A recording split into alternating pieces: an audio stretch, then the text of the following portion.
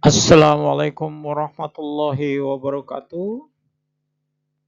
Mari kita bertemu kembali mata pelajaran Ship Construction and Stability yang disampaikan oleh disusun oleh dan disampaikan oleh Kapten Haji Abdul Manan Sregar, SH MMAR.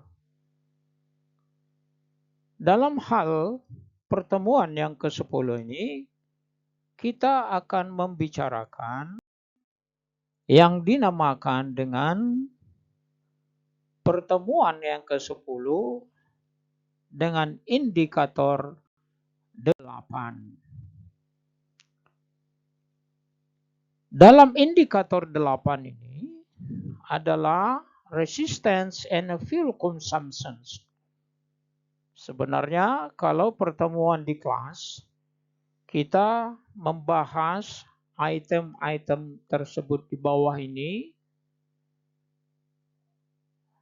Pertama, frictional resistance, Reynolds number, residuary resistance, Froude number, speed length ratio, effective power, Admiralty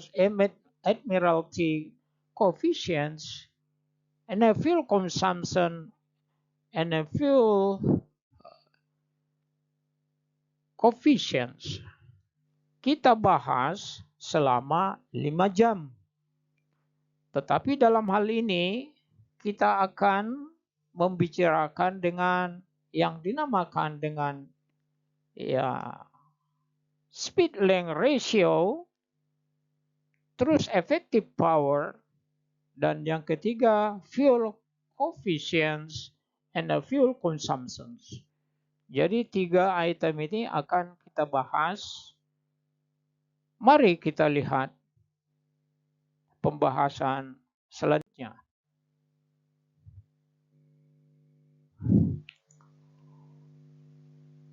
Jadi di dalam frictionally resistant, friction atau gaya gesek.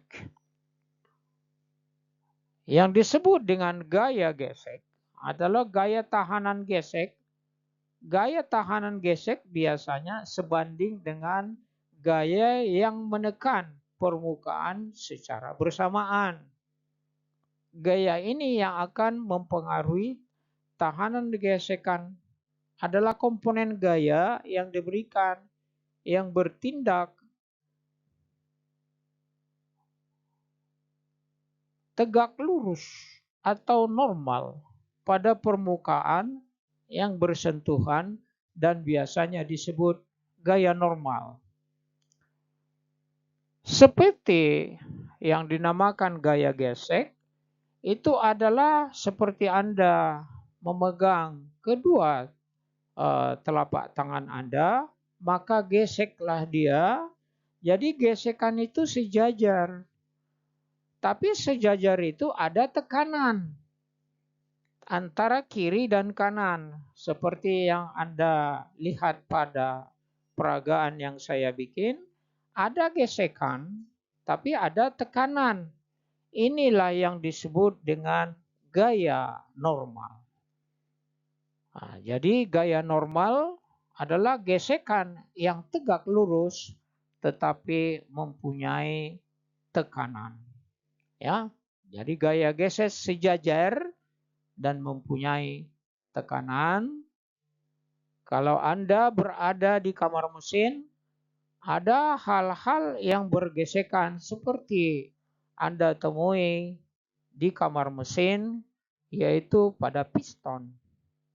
Dia akan bergesek secara tegak lurus, tapi ada tekanan. Maka untuk menghindari tekanan itu, maka dilapisilah dengan yang disebut dengan loop oil. Saya rasa cukup mengerti. Mari Anda lihat frictional resistance.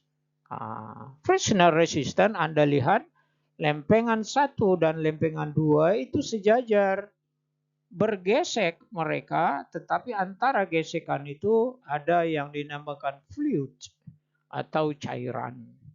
Sehingga terdapat pada piston Anda. Inilah dia yang disebut dengan frictional. Mungkin istilah ini juga lazim Anda dengar di dalam kamar mesin. Sehingga ship construction and stability sangat erat hubungannya antara mesin dan deck department. Inilah dia yang disebut dengan frictional. Mari kita bahas dengan speed length ratio. Speed length ratio. Saya akan bacakan. This ratio is abbreviation as V divide L. Its speed is not divided by the square root of the water length in feet. For example, a boat with the 25 feet water line give a square root of the 5. Then the show is moving at 5 knots, has speed length ratio is exactly 1. At the speed 10 knots, her ratio would be 2. The ratio is significantly for the displacement hull. It's an example, George doesn't plane in the water because it's really the success hull activity better than a speed length ratio of 1.5. In fact, the mostly don't do as well as that. Ballasting sailing boat of a 25-foot waterline would be do well to activate ship ratio of the 1.3 and to sail at the 5.6 knots. Though she might easily to do that at 330 horsepower engine in the column motor. Jadi maksudnya bagaimana ini maksudnya? Jadi speed length ratio itu ada rumus bahwa apabila kapal itu panjang 25 feet maka waterline-nya di square root of the 5. Akar dari 25. Maka Anda 5. Anda lihat bahwa apabila panjangnya 25, maka square waterline-nya adalah 5. Bagaimana dengan 16? Berarti rasionya 4. Bagaimana dengan 36? Rasionya 6. Artinya di akar 36.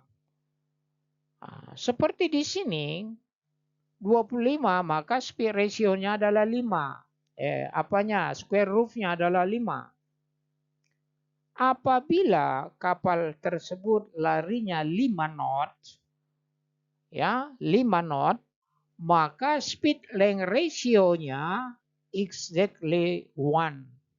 Dari mana dapatnya 1? 5. Karena kecepatan kapal itu 5 knots, maka pembahagi dasarnya adalah 5, maka 5 dibahagi 5, maka dapat 1. Apa speednya 10, maka her ratio would be 2. Dari mana tuh? 10 dibahagi 5. Inilah dia yang disebut dengan speed length ratio. Jadi apabila speed length ratio-nya 1,5, maka kapal itu larinya 7,5. Bagaimana dengan rasionya 1,3? Maka kapal tersebut tentu dengan kecepatan 6,5. Itulah yang disebut dengan speed length ratio. Anda lihat di sini yang warna putih adalah rumus-rumus yang telah saya petik. 25 kaki waterline berarti 5. Apabila panjangnya kecepatannya 5, maka panjang persisnya rasionya adalah 1. Demikian selanjutnya. Nah, mari kita lihat gambar seperti di bawah ini. Itu adalah Anda lihat pada garis tersebut dari dasar itu sampai ke garis air disebut dengan draft. Nah, terus yang di atasnya draft itu antara warna hitam dengan putih garis itu adalah free surface. Maka yang tenggelam tersebut adalah daripada buritan sampai belakang tenggelamnya adalah 25 meter atau 25 feet. 25 feet itu akarnya adalah 5. Karena waktu yang memisahkan kita hari ini untuk pertemuan yang ke-10 kita membicarakan speed length ratio. Anda sudah paham. Jadi tergantung badan kapal yang tenggelam dari haluan sampai buritan, maka dihitunglah berapa meter. Umpamanya 25 feet, akar 25, maka pembahaginya adalah 5. Apabila speed Anda 5, maka rasionya adalah 5 dibagi 5 sama dengan 1. Sekian, semoga Bapak, Ibu, dan adik-adik mengerti. Dan apabila Anda dapat membaca slide-slide berikutnya, apabila Anda mengalami kesulitan dan ada pertanyaan, silakan menghubungi saya melalui 3 cara. 1 email, yang kedua WA group, dan yang ketiga adalah telepon calls langsung. Hari ini cukup sekian. Terima kasih. Semoga Bapak-Bapak sehat dan see you next week. Assalamualaikum warahmatullahi wabarakatuh.